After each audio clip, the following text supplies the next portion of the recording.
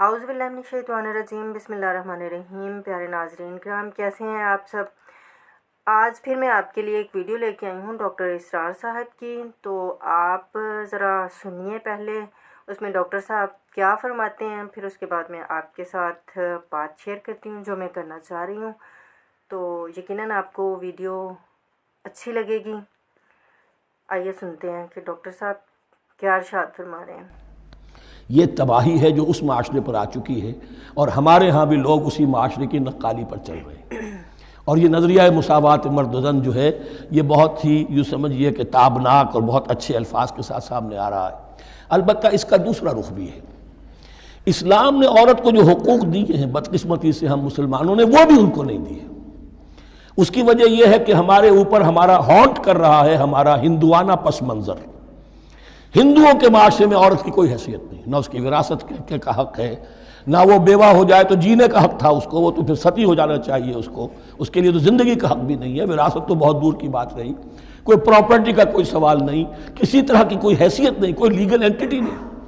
लेकिन हम मुसलमान तो हो गए, हमारे आबा व अजदाद, तरबियत हुई नहीं, लिहाजा हमारे ऊपर वही तसव्वुरात हैं। औरत को जो है पाँव की जूती की तरह समझना, ये जो कुछ हम कर रहे हैं उनके जायज़ हुकूक भी उन्हें नहीं देते। उसके नतीजे में हम जो मगरिब का हम पर हमला है उसको मुअस्सिर करने में गोया हम मदद दे रहे हैं। अगर हम अपनी ख़वातीन को वो हुकूक नहीं देंगे, अगर उनके लिए जो अल्लाह ने जो मुकर्रर किया है वो उन्हें नहीं दिया जाएगा, तो जाहिर बात है कि रद्द अमल में फिर जो ये नारे हैं और बड़े खुशनुमा जो दावत उठती है वो लाजिमन उन्हें खींच कर ले जाएगी। तो उस तरफ भी ख्याल रखिए। और हमारे यहाँ दीनदार घरानों में ख़ास तौर पर यह बात होती है, इसको समझना चाहिए कि औरतों के क्या हुकूक हैं, उनकी दिलजोई कितनी करनी चाहिए। हुजूर ने क्या फरमाया है, तुम में से बेहतरीन लोग हो जो अपने घर वालों के लिए अच्छे हों। बेहतरीन लोग वो हैं उनके हुकूक का लिहाज हो, उनके साथ सलूक हो, उनकी दिलजोई हो, उनके एहसासात का भी पास किया जाए। लेकिन जब बर तलाक दे रहा है तो फिर वो नहीं रोक उसको उसमें से जो भी कुछ दिया हो। यहाँ तक कि आया है कि अगर तुमने उनको इहदाहुन्ना किंतारा, सोने के ढेर दिए हों, उनमें से भी कुछ नहीं ले सकते वापस। तो जी मेरे प्यारे बहन भाइयों, आपने डॉक्टर इसरार साहब की वीडियो सुनी। ये वीडियो मैंने आपके साथ इसलिए शेयर किया कि पिछले दिनों मैंने आपके साथ इससे पहले एक और वीडियो शेयर की थी। उसमें उन भाई साहब का भी साथ ही मतलब थी जो उन्होंने बातचीत की थी। तो उसमें उन्होंने क्या कहना चाहा था, तो मैं मतलब मैं डॉक्टर इसरार साहब की वीडियोस देख रही हूँ, तर्जमा तफसीर वाली सारी की सारी। तो उस पे ये जो मैंने आपके सामने तफसीर लगाई है, मैं अभी इसी जगह पे पहुंची हूँ, तो मैं उसमें से ना कुछ सीख रही हूँ। तो लेकिन जब मैंने वो वीडियो देखी तो तब मेरा दिल किया कि मैं भी आपके साथ शेयर करूँ। वैसे मैंने वो वीडियो भी लगाई है, लेकिन मैं उसमें भी मैंने कुछ ना कुछ कहा है आपसे इस बारे में। लेकिन फिर मेरा दिल किया कि मैं इस वीडियो के साथ आपके साथ बात करूँ। तो आपने देखा मतलब कुरान पाक जो है उसमें तो किसी जगह पे मतलब औरतों के हकूक़ के बारे में है, कहीं जगह पे मर्दों के हकूक़ के बारे में है। लेकिन हम लोग आज क्या कर रहे हैं कि मतलब मर्द जो है वो जहाँ पे मर्दों के हकूक़ बताए गए हैं वो वीडियो फट से लगा देते हैं कि जी मतलब देखें ज़रा, औरतें देखें तो वो बताएं उन्हें कि तुम लोग क्या कर रही हो और कुरान पाक क्या कह रहा है। अगर इस तरह से उठ के कोई औरत इस तरह क्लिप लगा दें कि जी ये देखें अब कुरान पाक औरतों के बारे में क्या कह रहा है, तो ये तो मुकाबला एक किस्म का हो गया ना। मतलब आपने कुरान पाक को एक दूसरे पे अटैक करने के लिए, एक दूसरे पे तंज करने के लिए इस्तेमाल करना शुरू कर दिया। मतलब इस तरह ना करें, सीखें उससे कुछ ना कुछ।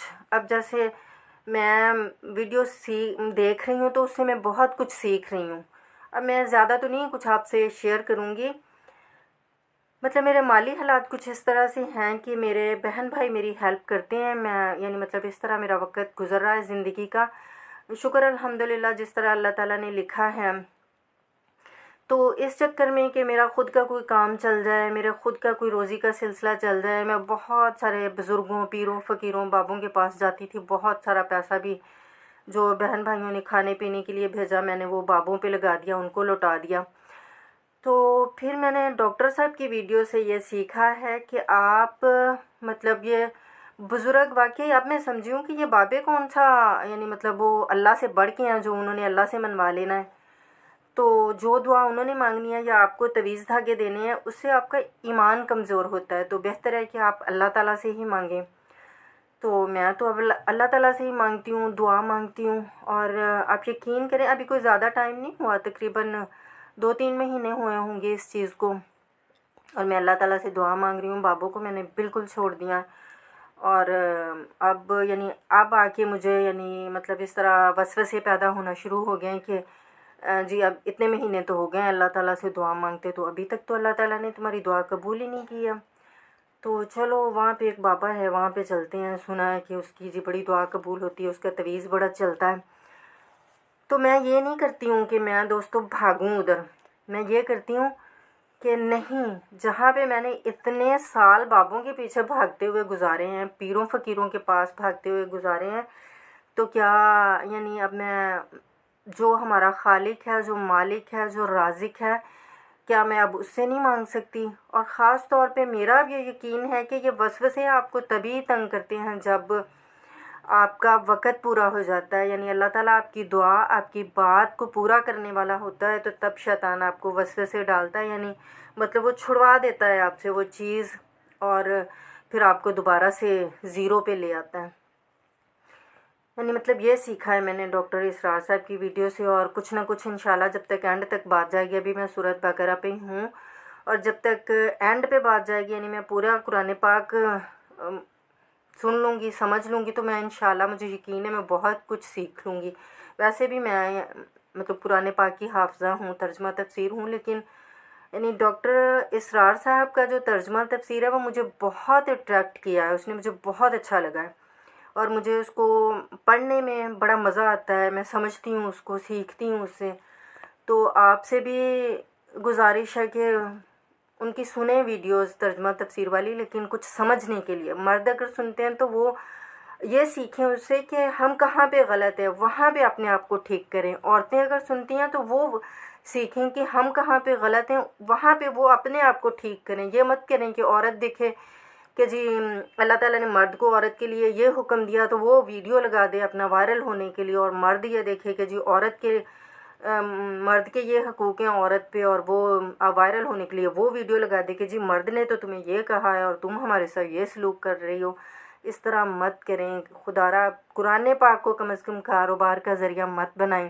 اب دیکھیں میں نے مطلب یہ چینل بنایا ہے، میرے پاس تقریباً 1.5 سال ہوا ہوگا یہ ٹچ موبائل آیا ہے. تو مجھے میرے بہن بھائیوں نے مشورہ دیا کہ آپ مطلب چینل بنا لو، تو اللہ تعالیٰ خیر کرے گا. جب چل جائے گا تو آپ مطلب آپ کے راستے کھل جائیں گے، اللہ تعالیٰ مدد کرنے والا ہے. تو میں نے موبائل لیا اور یہ کام سٹارٹ کیا. تو اب تقریباً 1.5 سال ہو گیا مجھے چینل بنائے ہوئے.